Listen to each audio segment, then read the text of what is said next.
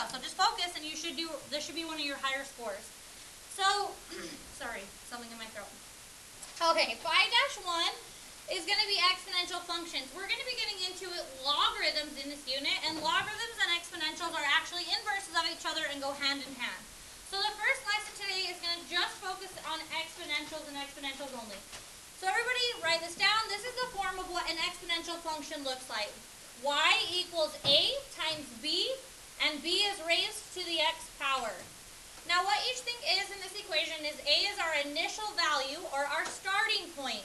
So look down here at this exponential equation here. We have an initial value of $20. Does everybody see? Yeah. Initial value or initial amount. And then B is our growth or decay factor. Now if B is greater than 1, it's going to be exponential growth. And if B is less than 1, it's going to be exponential decay, getting smaller and smaller. So looking at this, also back to this, here's our initial value. This would be 1.10 is greater than 1, so this would be exponential growth.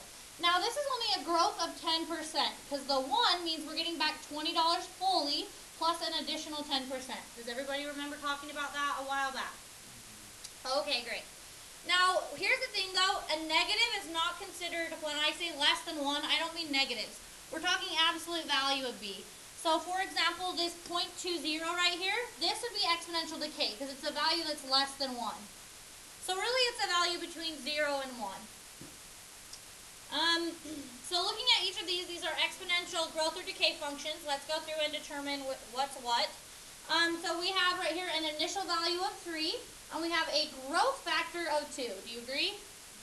Okay, moving on. Initial value of $20. A growth factor of 10%. It is 1.10 though. So growth factor of 1.10, but it's growing by 10%. All right, initial value of -2. And my growth factor is 2.3. Does everybody agree? Okay. So wouldn't that actually be 130% growth?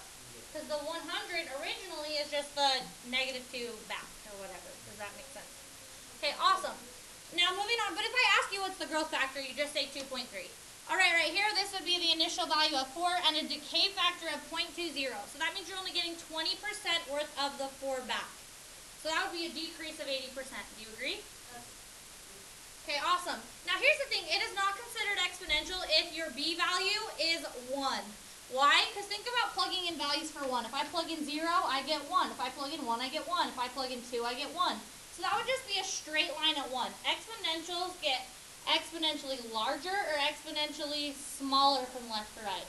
So if we had a straight line, that wouldn't be considered exponential. Another important thing is the initial value is not raised to the x. Only the growth factor is the part that's raised to the x power. What makes it exponential is x is in the exponent. Alright, let's look at graphing these. Now you don't need to probably take notes during this, because in a second you're going to have time to practice. And you know how to plot points. So first of all, I'm going to show you something. Exponential functions that do not have a shift up or down are always going to not have negative numbers as y values. So let's see why that is. Plotting points. -2, -1, 0, 1, 2, 3. Let's plot some points here. If I plug in -2, isn't that this? 2 to the -2 power? Which is not a negative number. That is, flip it over a fraction, 2 to the +2. So isn't that actually 1/4? Yeah.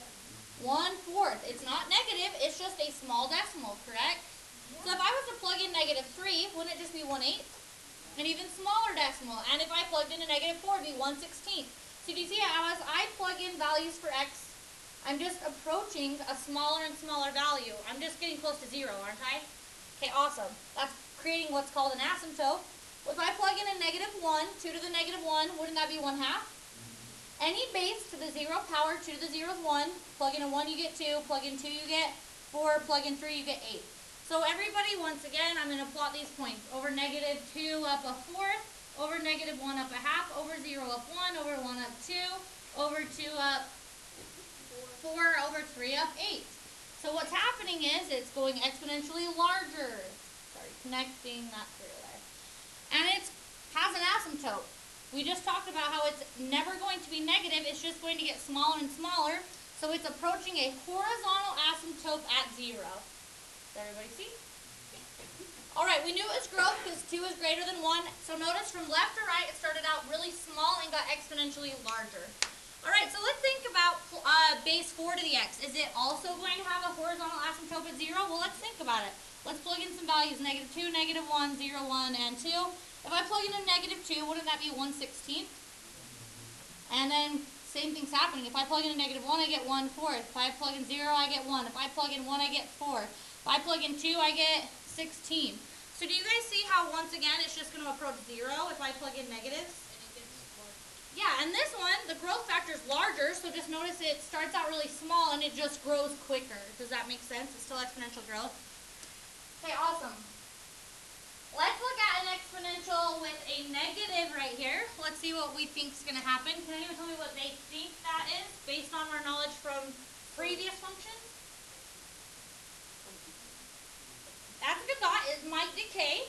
Yes, that is very true. It's going to be the mirror image of our thing, so it's going to start heating and it's going to go zero. Yeah, I see what you're saying. Yes, absolutely. So it's kind of, you're saying it's growth, and you're right. It actually turns out to be growth.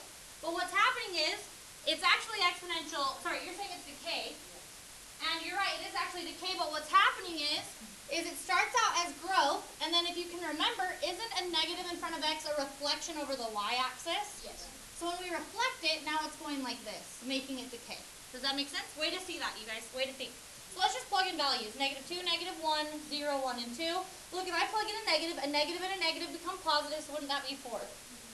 So that would be 2. Any base of 0 power is 1. If I plug in a 1, won't I get 1/2?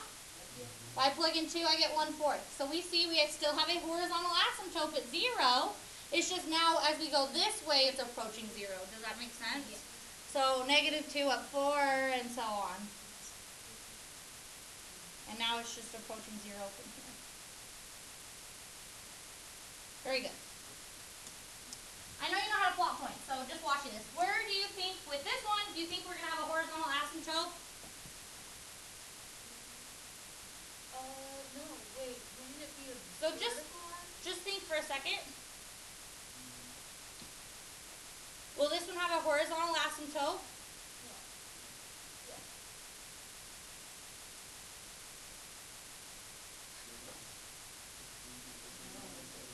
Yep. So you're saying that it's still going to have a horizontal asymptote at 0? Yes. Yeah, you're right. Let's look and see why that is, everybody. Okay, let's think about this. This is decay. Do you agree? Yes. Let's plug in some values. -2, -1, 0, 1, and 2. Let's look at this. If I plug in -2, look at what my algebra looks like. That's 1/2 raised to the -2.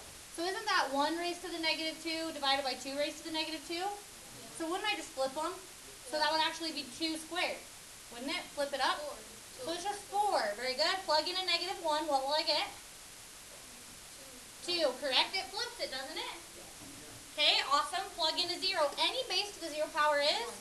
1. Plug in a 1, I get?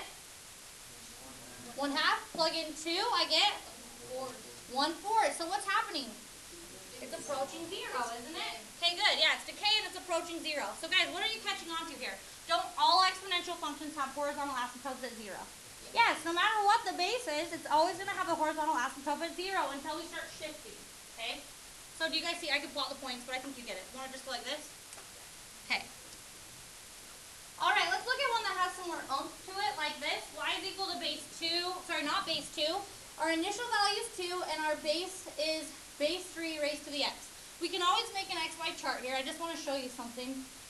Plug in -2, -1, 0, 1, and 2. Okay, first of all, isn't our growth factor 3?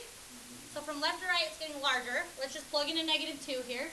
So that would be this. 2 times 3 raised to the -2. Now, doesn't that flip the 3 downstairs? So that'd be 2 over 9. So 2/9, a decimal, correct? 2/9, we can even write down decimals. Decimals are easier to graph. So 2/9. If I plug in a negative, which is about 0.2, I believe. Okay, perfect. So let's just do 0.2 to make our lives easier. If I plug in a -1, won't it be 2/3? Which is about 0.6. If I plug in 0, watch what happens. 2 times 3 to the 0 is what? 2. Okay, good, because that becomes a 1.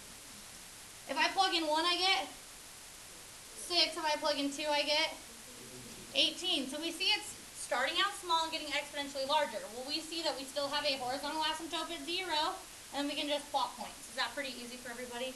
So I'm not going to draw an exact sketch, just rough sketch. Okay, what's my domain for all exponential functions? Where's it going from left to right? Yeah, no matter what, it's been growing from negative infinity to infinity. That'll be true for all exponentials. Now our range for all of these is from 0 to infinity. Very good. Not including 0. Does it ever cross? No. It can cross a horizontal, right? But it will not for exponentials, right, everybody? Yeah. Okay. Now our y-intercept for all functions, you guys, is when x equals 0 always. So look, when x equals 0, so just locate your xy chart. So our y-intercept is 0, 2, isn't it? Okay, let's do some calculus. Okay, so everybody, here it is. This is like what a limit is. As x is approaching infinity, where's your function approaching? Infinity, isn't it? Yeah. Guys, as x gets larger and larger, isn't your function getting larger and larger? Yeah. Okay, good. Now let's answer this one. As x is going to negative infinity, where's the function approaching? 0. 0. And boom, you just did a limit. Not too bad, right? Wait, that's calculus? That's the exact same idea of a limit in calculus. Okay. All right, looking at this one. Question for you. I'm just going to test your knowledge. I won't graph it. Where's my horizontal asymptote? 0. 0. And then I know you can plot points, right, everybody? Isn't it going to start out large and get smaller because it's decay? Pretty easy stuff. Now, the only thing I'm going to ask you is what's the domain? All real numbers, what's the range? 0 to infinity. Very good. And then the y-intercept is when x equals 0, isn't it? Should be 0, 3? Yeah. Awesome. I think you guys are good. Okay, I want you to go to the book, homework, and do these problems. Ready, go. Before we move on, real quick, it's called a special exponential function. It's when we have what's called the natural base e. So if we ever see y equals base e to the x, e is not an exponent. E is approximately the number 2.7. So what happens is in like real world phenomena, this number keeps showing up. Like this exponential growth, decimal 2.7 is roughly 2.7. It keeps showing up, and so finally it shows up so often in real world situations. They gave it a special little, not variable, but special little symbol e. So e is just the number approximately 2.7. So having e to the x is pretty much base 2.7 to the x. So it's an exponential growth function. So what do you think if this is true? We've just seen that all exponentials that do not have a shift up and down have a horizontal asymptote with 0. Do you agree?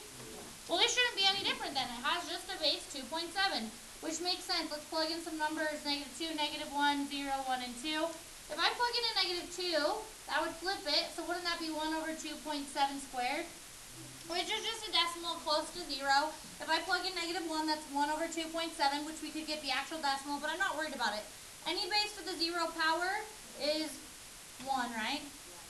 And if I plug in 1, I get pretty much 2.7. E is more than 2.7, but we're doing rough points here.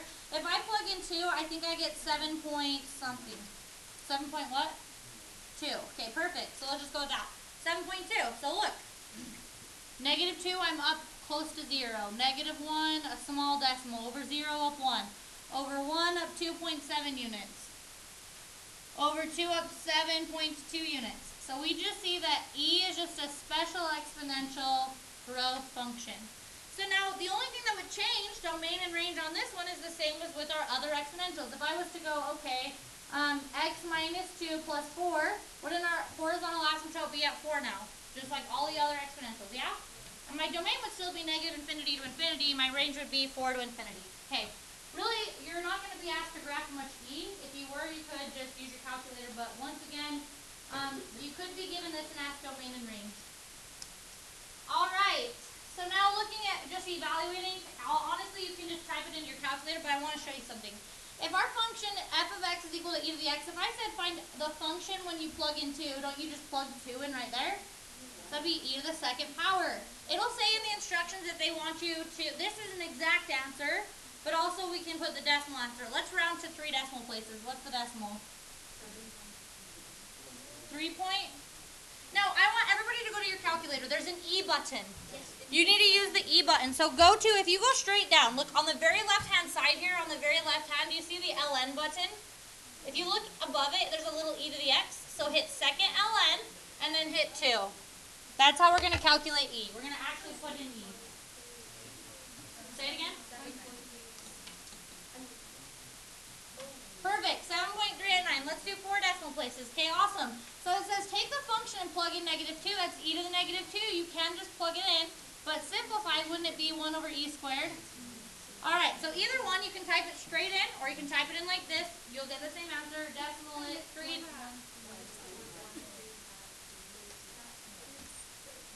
Awesome. So it says evaluate, that means calculate. And it will tell you what decimal.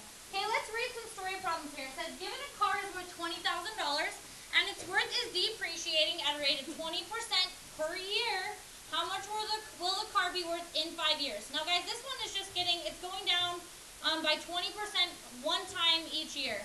So this would just be a simple exponential growth or decay function, which has the form y is equal to a times b raised to the x. Now we know a is the initial value. Aren't we starting with $20,000? And our growth or decay factor is going down by 20%. Don't be that person on the test that puts 0.2. It's going down by 20%, so isn't it only getting back 80% of its worth? Yeah. Okay, good. And then raised to the x is time, so that's the number of times that gets interest. So we plug in 5. Then you just calculate it. How much is this car worth, and how much can you sell it for in 5 years? 6,553 and 60 cents. 60? Cool. So it goes down by a lot. Cars depreciate at a really high value. I don't know if this is an exact one, but let me give you a true example here. My brother just 2 weekends ago was shopping for cars, and I was looking at this just for fun. I was looking at this Maserati, and I'm like, this is a beautiful car. I knew I could never afford it. They're like $100,000 car. So I asked the guy how much it was, and they had it inside. You know, it was like inside, like a pretty car. You know, they're like showcasing it. And the guy's like, it's only 40 grand. And I'm like, what? I know Maseratis are way more. He's like, it's 3 years old. 3 years. And it went down by like that much. So that's like 80%. Yeah, it's like if it was worth 80,000, I think is what he said. 3 years later, it was only worth like half that. So something that costs a lot, like a car, a lot of times depreciates at a really high rate. They don't all depreciate at that rate, but that Maserati did. Isn't that crazy? Yeah. Anyway, so I was like, well, I can handle that. Okay. Anyways, so probably shouldn't be buying a $40,000 car right now. All right, let's read this one. The bank is offering an annual interest rate. Doesn't annual mean one time a year? Of 2% on a savings account. You want to save for your child's college, so you put $500 in an account and make no future deposits or withdrawals. How much money will you have in 20 years? So because it's only getting interest one time a year, it's just a simple simple exponential growth or decay, so a times b raised to the x. My initial amount is $500. Isn't my growth factor 2%? So 1.02, and then in 20 years when they go to college. How much money is this kid getting sent to college with? So here's the problem with this mom that didn't do the math. She was thinking her kid was going to be set to go. Her kid can now buy 2 books for college. Woo! Yeah! And that's why it's important to be able to actually calculate this. Now, fun fact for you, another fun fact is real banks only give about this much interest, if not littler. My brother, he made a lot of money this summer. He does summer sales. He made 60 grand in 3 months, so quite a bit for 3 months, right? And he was talking to me and was saying, I literally cannot invest this and make any money because all interest rates are like 2% in this. And so he was like complaining. And I'm like, I have an idea. You pay off my student loan. I'll give you a 5% interest. That's a lot better than what I get from my interest rate's way higher through student loans, you know? And so it was like a win-win because I'm paying less, but he's getting money. Does that make sense? Than if he were to put it in a savings account. So he's like, sweet, let's do it. So he signed up a contract, and now I'm paying him. And I'm making more money, and he's making more money, if that makes sense. I'm losing less, he's making money. All right, moving on. Now, here's the thing, guys. What if we're getting interest? Those were 2 examples where you're only getting interest one time a year, or losing interest one time a year. What if we have interest compounding? That means gaining means compounding. If we're gaining interest all the time, at any given second, and at any given day, you're blinking, you're getting interest. This is the formula you use. It's called, for short, PERT. So A is equal to P times E raised to the RT. PERT, you only use the formula PERT if you are gaining interest. Compounding continuous is the key word. You have to see those keywords. So P is the put down amount, or the initial value. It's like our A value. So our principal or put down amount, the initial value. E is our growth factor. We just talked about how E is not a variable, it's a number, 2.7. So isn't 2.7 170% growth roughly? Yeah. Yes, because our initial 100 is only the amount back. And then our R is our interest rate. Now here's the one catch. With the other ones, with the simple interest ones where we were only getting it once in a year, we had to change the interest rate, like we had to add the 100 or subtract it from 100. With PERT, this is our growth factor. So our interest rate needs to be plugged in exactly as is. So if it was a 9% interest, you just do 0.09, not 1.09. This is taking care of the growth. And then T is the time in the account, in years. In years. So don't you think you'd rather get interest all the time at any given second? You're breathing, you're getting interest, rather than once a year. I would like that. Yes, that sounds a lot better. You'll be surprised though, it actually isn't as much more than you'd think. You'll see why in a second. Just the amount in the end. Good question. All right, so now here's another formula you need to write down. If you're getting interest not just one time a year, if you're getting it one time a year, we can just use this. Y is equal to A times B raised to the X. There are accounts, though, where they offer you interest more than once a year. If that's the case, you've got to use this formula. So writing this one down. A is the amount in the end. P is our put down amount, just like with compounding continuously, put down or initial amount. And then we have 1 plus our R is our rate. Once again, with this formula, also with your interest rate, you'll just use the straightforward decimal. N is the number of times you get interest in a year. The number of times. So let's say you get it quarterly. Instead of getting interest on a savings account only once a year, you get it 4 times a year. Does everybody see the difference? That sounds better than 1. Yes, I agree. So what if I said to you, so if that's true, if you were getting it quarterly, N would be 4. N is the number of times it compounds in 1 year. So you put a 4 here. And then T is time in the account. So what if I said to you, you're gaining interest monthly. What would you put for N? 12, because there's 12 times you're getting interest in a year. What if I said bi-monthly? Bi-monthly, that means twice a month. 24. Okay, good. So keywords, compounding continuously, we use PERT. And then if you're getting interest one time a year, this. And if you're getting interest more than once a year, this. So let's now put this into practice. Does everyone have it written down? Need more time? Question. So we have 3 different banks here offering interest quarterly. One's offering it monthly, and one is offering it continuously. So it says a total of $12,000 is invested at an annual interest rate of 9%. Find the balance after 5 years if it is compounded quarterly, monthly, and continuously. So let's set up our problem here. So quarterly means we're getting it 4 times per year, correct? So we got to use the nasty formula. So P is our put down amount. We have 12,000. Parentheses 1 plus our interest rate is 0.09. The number of times it's compounding yearly is 4 times. And then raised to the 4, because N is 4, and then the T in the time in the account is 5. And then just calculate it. So let's see how much money. Thank you. $18,726.11. Thank you. All right. So obviously, if you're getting it quarterly, that's 4 times a year. Now monthly, 12 times, so let's see, that's obviously going to be more money, but let's see how much more, because it sounds a lot better, but maybe it's not as much as we think. Let's check it out. So now we're just instead plugging in our 12, so let's calculate that one. Yeah. Good question. So this one's already taking into consideration the growth factor. See the 1? It's already built into the formula, if that makes sense.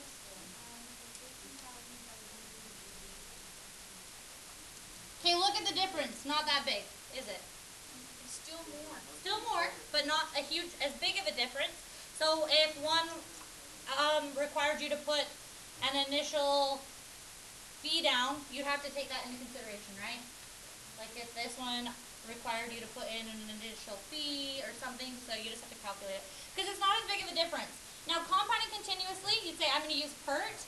So we're using PERT, guys. Our put down amount is 12,000. E is E, and then our interest rate is 0.09, and then the time in the account is 5. Everyone use the E button on your calculator. How much if you're getting interest all the time?